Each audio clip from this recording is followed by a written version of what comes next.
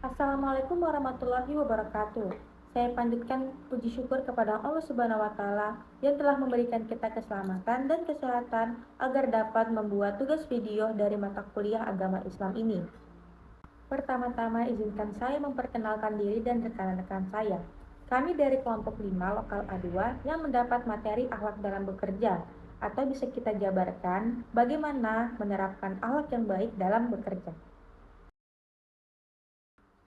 Nah, kelompok 5 memiliki 4 anggota, yaitu Amanda Fitri selaku saya sendiri, Sheila Apriani, Dinda Permatasari, dan Alvira Fadila. Kemudian kita lanjut pada bagian pertama. Nah, di sini kami terlebih dahulu mengantarkan para penonton kepada pengertian akhlak secara harfiah atau bahasa. Dari segi bahasa, kata akhlak berasal dari bahasa Arab yang telah diserap ke bahasa Indonesia. Yang dalam bahasa Arab, kata akhlak merupakan jamak kata khulukun yang mengandung 3 arti, yaitu yang pertama, tabiat, atau sifat yang telah terbentuk dalam diri manusia tanpa dikehendaki atau tanpa diupayakan. Sifat ini didapatkan dari setelah ruh ditiupkan ke dalam jasad atau tubuh manusia, sehingga mungkin susah bahkan mustahil untuk diubah. Yang kedua adalah adat, yaitu sifat dalam diri manusia yang diupayakan atau diusahakan melalui latihan, yakni berdasarkan keinginan.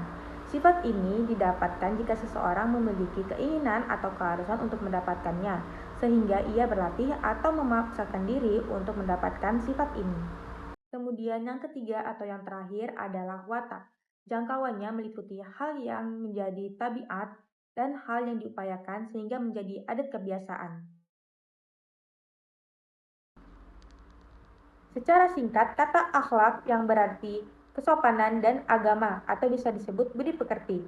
Terdapat pula kata akhlakul karimah yang memiliki arti perbuatan mulia lagi terpuji, yang diwujudkan dalam bentuk sikap, ucapan, dan perbuatan yang baik sesuai ajaran agama Islam.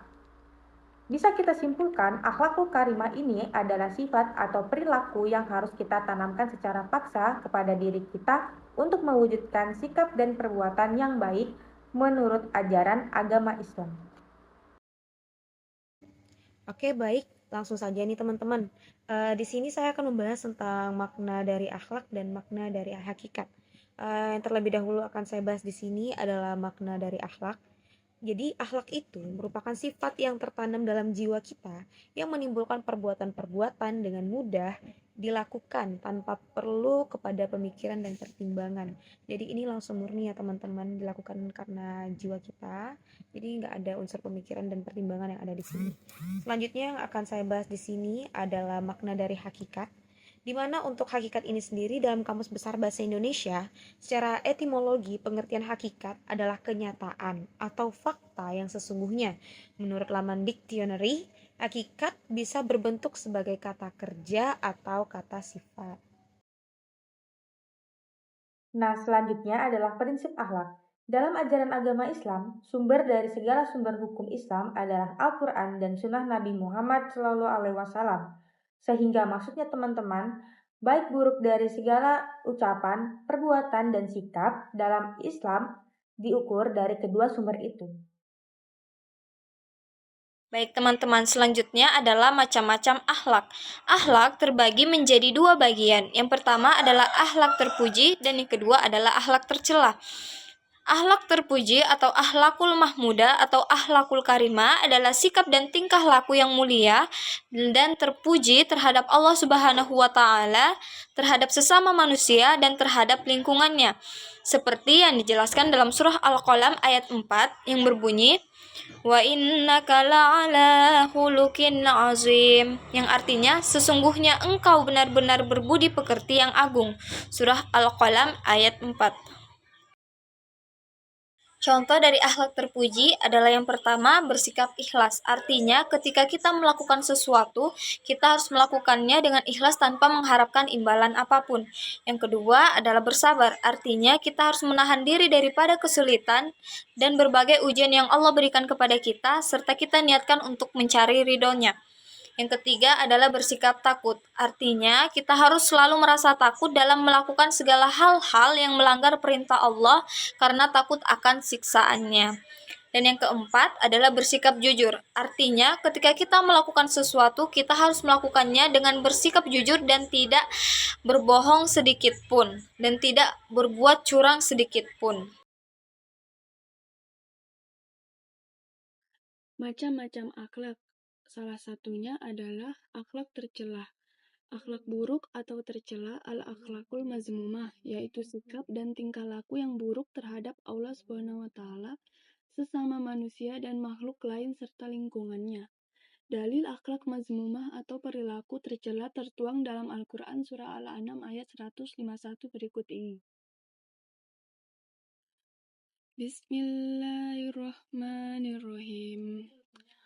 Qul ta'alau atlu ma harrama rabbukum alaikum alla tusyriku bihi syai'aw wa bil walidaini ihsana wa la taqtulu auladakum min imlaq nahnu narzuqukum wa iyyahum wa la taqrabul fawahisya ma dahara min wa ma batan wa la taqtulun nafsal lati harramallahu illa bil haqq zalikum washaqum bihi la'allakum ta'qilun. Yang artinya, janganlah kamu mendekati perbuatan yang keji, baik yang terlihat maupun yang tersembunyi, dan janganlah kamu membunuh jiwa yang diharamkan Allah membunuhnya melainkan dengan sesuatu sebab yang benar. Demikian itu yang diperintahkan kepadamu supaya kamu memahaminya. Quran Surah Al-An'am ayat 151. Kemudian contoh akhlak tercela yaitu ada yang pertama musyrik. Musyrik merupakan mempersekutukan, meminta atau memohon selain kepada Allah dengan makhluknya. Contohnya seperti menyembah berhala pun termasuk dalam hati yang musyrik. Yang kedua ada takabur. Takabur adalah sikap menyombongkan diri dan tidak mengakui kekuasaan Allah di alam ini. Contohnya merasa dirinya lebih baik dari orang lain, merasa orang lain bodoh, suka memuji dan membanggakan diri sendiri. Yang ketiga ada murtad. Murtad adalah sikap mengganti keyakinan diri dan beralih ke keyakinan yang lain dari agama Islam, atau singkatnya keluar dari agama Islam. Maka akan mendapatkan hukuman ridah atau hukuman mati saat di akhirat kelak. Yang keempat ada munafik. Munafik adalah sikap seseorang yang menampilkan dirinya berpura-pura atau tidak tulus hatinya mengikuti ajaran Allah, dan ini termasuk sifat berkhianat. Contohnya berdusta, berkhianat, dan sering mengingkari janji. Teman semua, jadi langsung saja kita ke kesimpulan kita pada hari ini. Di mana untuk akhlak dalam bekerja, di sini saya mengambil kesimpulan dari profesi advokat. Ya, sebagaimana kita ketahui ini ya teman-teman, kalau advokat itu pasti mempunyai kode etik profesi. Nah, di mana kode etik itu mengandung nilai moral yang menjadi landasan kepribadian seorang advokat untuk menjadi seorang yang profesional. Di mana etika profesi advokat dan hukum adalah satu kesatuan yang secara inheren terdapat nilai-nilai etika Islam yang landasannya merupakan pemahaman dari Al-Quran. Sehingga pada dasarnya kode etik profesi advokat sejalan dengan nilai-nilai dalam sistem etika Islam. Oke, selanjutnya tiap profesi itu termasuk advokat itu pasti mempunyai sistem etika, terutama untuk menyediakan struktur yang mampu menciptakan disiplin tata kerja dan menyediakan garis batas taat nilai yang bisa menjadikan acuan para profesional untuk menyelesaikan dilematik etika yang dihadapi saat menjalankan fungsi-fungsi mereka. Oke, jadi hal ini tuh nyatakan kode etik ibarat kompas yang memberikan atau menunjukkan arah bagi suatu profesi dan sekaligus menjamin mutu moral profesi di dalam masyarakat. Jadi bahwa fungsi dan tujuan kode etik itu menjunjung tinggi martabat profesi dan menjaga atau memelihara kesejahteraan para anggotanya dengan mengadakan larangan-larangan untuk melakukan perbuatan-perbuatan yang akan merugikan kesejahteraan material para anggotanya. Nah, selanjutnya saya akan menjelaskan tentang penerapan akhlak yang baik sebagai aparat penegak hukum, salah satunya profesi hakim. Dalam pandangan Islam, penerapan akhlak yang baik sangat penting bagi profesi hakim, karena hakim menjaga peranan kunci dalam menegakkan keadilan.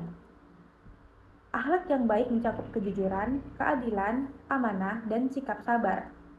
Kejujuran atau asidik mengharuskan hakim untuk menyampaikan putusan berdasarkan fakta tanpa memanipulasi informasi. Kedua, keadilan atau al-adl menuntut hakim untuk tidak memihak dan memberikan hak kepada yang berhak. Amanah mengharuskan hakim menjaga kepercayaan masyarakat dengan menjunjung tinggi integritas. Kemudian yang terakhir, kesabaran diperlukan dalam menghadapi tekanan atau konflik. Dengan penerapan akhlak yang baik ini, hakim tidak hanya menegakkan hukum, tapi juga menjaga etika dan moral, sehingga menciptakan kepercayaan terhadap sistem peradilan yang bersih dan transparan. Demikianlah video tugas kami tentang akhlak dalam bekerja menurut ajaran Islam. Kami dari kelompok 5 mengucapkan mohon maaf bila ada kekurangan dalam penjelasan ini. Wassalamualaikum warahmatullahi wabarakatuh.